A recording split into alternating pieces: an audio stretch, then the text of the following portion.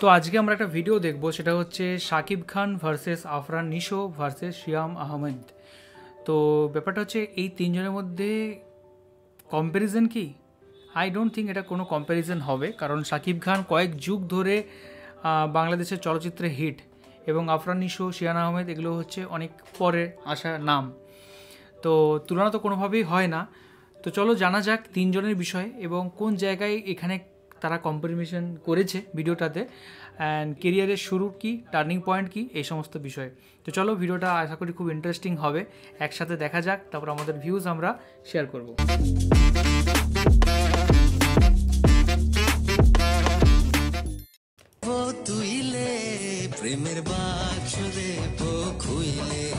Hello everyone, কেমন আছেন সবাই? আশা করছি অনেক অনেক ভালো আছেন।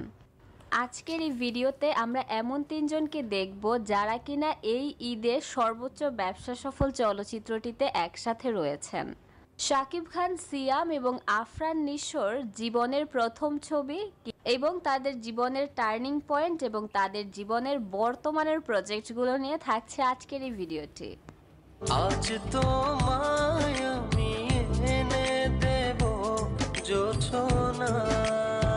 শুরু করা যাক অন্য কাউকে নয়, মেগাস্টার শাকিব খানকে দিয়ে। শাকিব খানের জীবনের প্রথম চলচ্চিত্র অনন্ত ভালোবাসা। তোমারই মিষ্টি হাসি বড় যে বাংলাদেশী। আজ থেকে 25 বছর আগে বাংলা চলচ্চিত্রে এই ছবির মাধ্যমেই অভিষেক ঘটেছিল তার। এ ভালোবাসা চলবে সূর্য যত।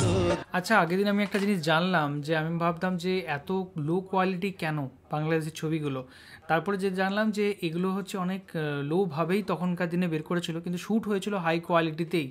জানি না কেন এটা করেছিল। অবশ্যই আমার মনে হয় যে এখনকার দিনে করা উচিত, অ্যাটলিস্ট সালমান শাহ, শাকিব খান, নায়ক মান্নার কিছু কিছু গান তো ডেফিনেটলি করা উচিত এইচডি প্রিন্টে। তো তাহলে আমরাও অনেক ভালো লাগবে জিনিসগুলো দেখতে।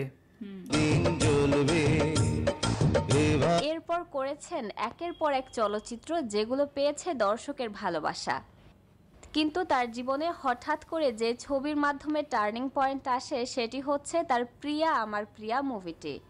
তুমি দূরে গেলে প্রাণটা যাবে উড়িয়া, নিঃশ্বাস আমার তুমি। এই মুভিটির পর শাকিব খান আগে যে পারিশ্রমিক পেত তার থেকে বেড়ে 20 গুণ হয়ে দাঁড়ায়।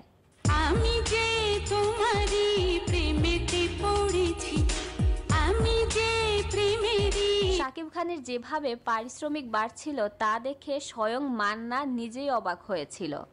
মান্না বলতো, আচ্ছা সাকিব খান বলে তোমার কাছে এত টাকা চাইছে, অবাক হয়ে যেত। দিন দিন সাকিব খান টাকা বাড়াইতেছে। তখনকার সময় নায়ক মান্নাই শাকিব খানকে দেখে বলেছিল এই ছেলে একদিন সুপারস্টার হবে। তো মান্না ভাই বললো যে তোর খুব ক্লোজ ফ্রেন্ড। আমি বলছি জি। তো তখন উনি বললেন যে the last superstar of Bangladesh film industry. আমি বললাম যে ভাই এই কথাটা কেন বললেন? কারণ সুপারস্টার হওয়ার মতো সকল প্যাকেজ শাকিব খানের মধ্যে রয়েছে।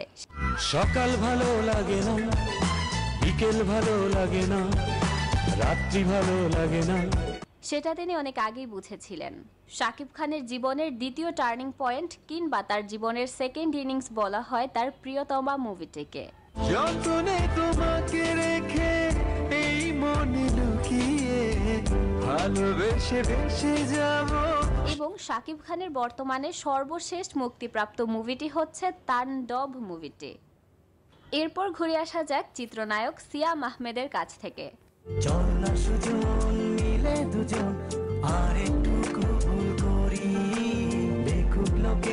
সিয়ামের শুরুটা হয়েছিল টিভিসি অর্থাৎ বিজ্ঞাপন চিত্র, এরপর নাটকের মাধ্যমে।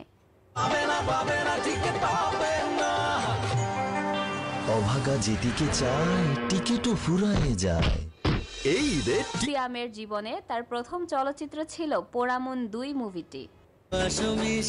থাকে পাপড়ির ভাজে ভাজে তেমন তুমি আছো মিশে আমার দেহের মাঝে। এই ছবি বক্স অফিসে দারুণ ব্যবসা করে। সিয়াম এরপর দহন, বিশ্ব সুন্দরী মুভিগুলোর মতো ব্যবসা সফল মুভি করেছে। আরে মাতাল হয়ে ঢলে পড়বো দেয়ালে, আর যা হবে দেখা যাবে কাল সকালে।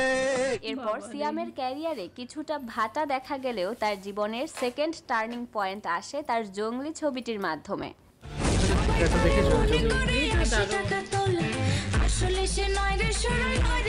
যদিও আমরা সিনেমাটা দেখিনি এখন। আমরা পুষ্পাটা দেখেছি। ঈদ উল ফিতর 2025-এই মুক্তি পেয়েছিল তার এই মুভিটি।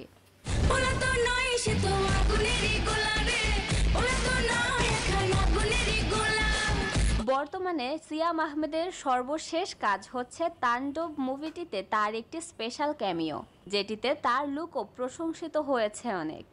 নেক্সটেই থাকছেন আফরান নিশো।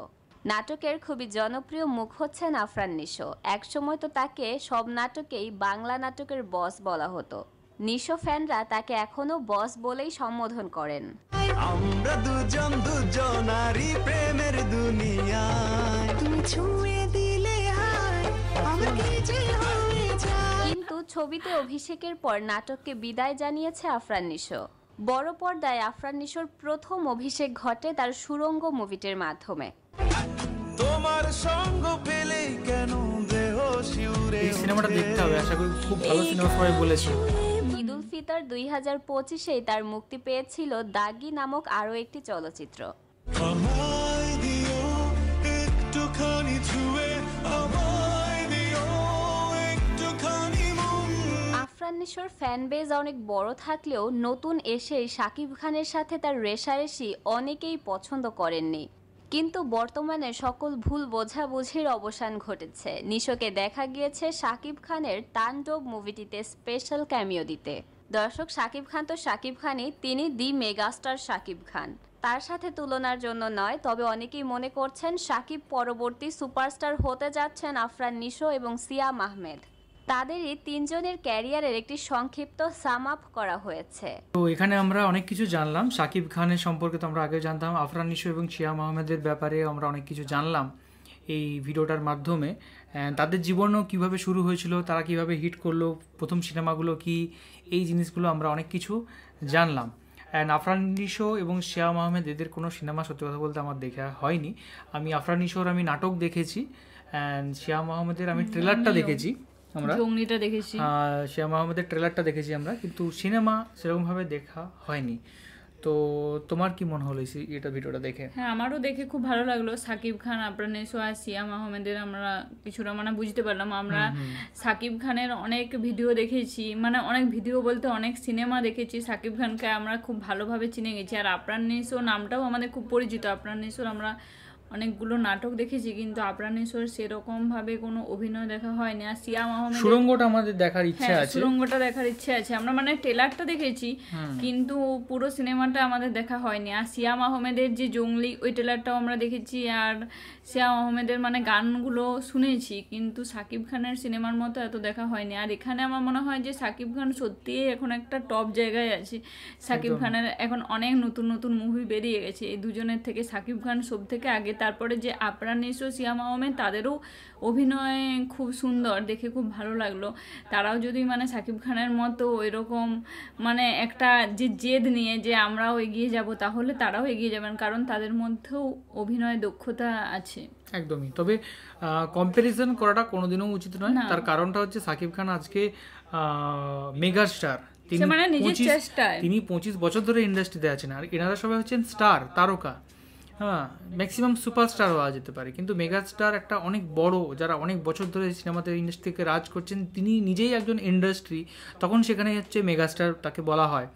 তো ডেফিনেটলি শাকিব খানের উচ্চতা অনেক লেভেলে থাকবেন। তবে হ্যাঁ, নতুন নতুন এই যে আরও স্টাররা আসছে, এটা কিন্তু ইন্ডাস্ট্রির জন্য খুব ভালো। অবশ্যই তারাও যদি শাকিব খানের মতো চেষ্টা করেন, তাহলে তারাও একদিন শাকিব খানের মতোই জায়গায় পৌঁছে যাবে। একদম, অবশ্যই, ডেফিনেটলি।